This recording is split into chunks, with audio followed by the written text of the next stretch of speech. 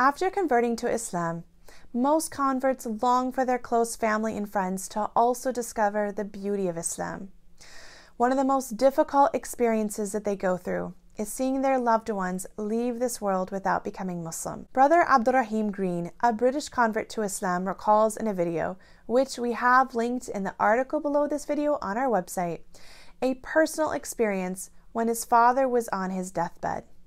He had spent many years trying to convince him to accept Islam, but he didn't succeed. One year, while he was visiting his parents in Portugal, his father was taken to the hospital in a serious condition.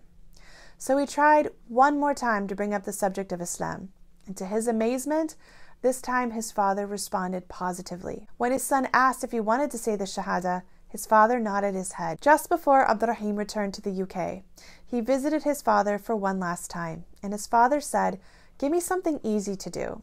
So Abdurrahim responded, "Repeat over and over that there is no God but Allah and that Muhammad is his messenger." His father repeated these words for half an hour.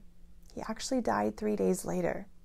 The next day, Abdurrahim had left for the UK, where he learned that his father had passed away. To his great relief, his father had passed away after accepting Islam. But this is not always the case of family members for many converts to Islam. Even the Prophet Muhammad, peace be upon him, could not convince Abu Talib, his most beloved uncle, to accept Islam. After the end of the 3-year embargo mentioned in Part 8, Muslims returned to their homes in Mecca. But following that challenging ordeal, many had returned in very poor health, including Abu Talib, who was around 80 years old at this time. By this stage, it was the 10th year after the start of the revelation of the Quran.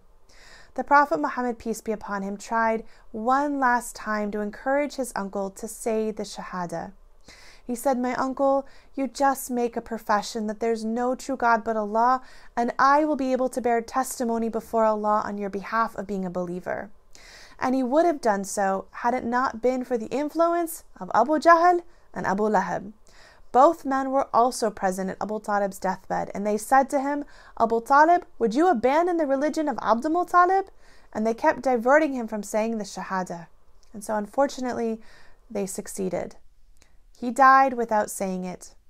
The Prophet Muhammad, peace be upon him, was very sad to see his uncle pass away without declaring his faith. But Allah subhanahu wa ta'ala reminded him in the Quran that guidance is not in his hands.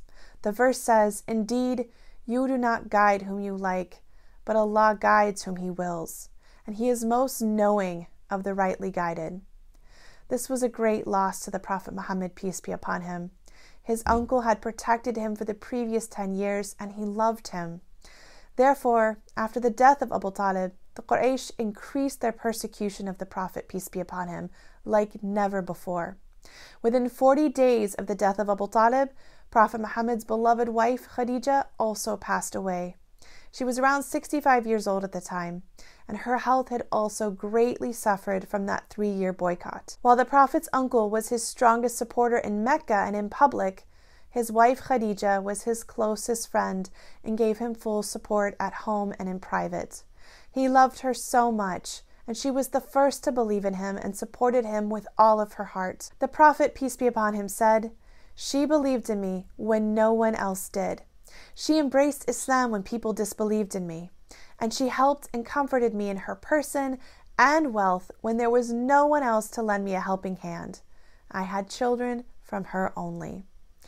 The death of Khadijah left the Prophet very lonely. He was not seen smiling for several months after her death. May Allah have mercy upon her. Her memory was always alive in his mind, even many years later after he migrated to Medina. But the hardships did not end there for our beloved Prophet, peace be upon him. Now he had no protection in Mecca. For this reason, he decided to go to the city of Ta'if to invite its people to Islam. But what happened there? Well, this is going to be detailed in the next part of this series, so stay tuned, inshallah.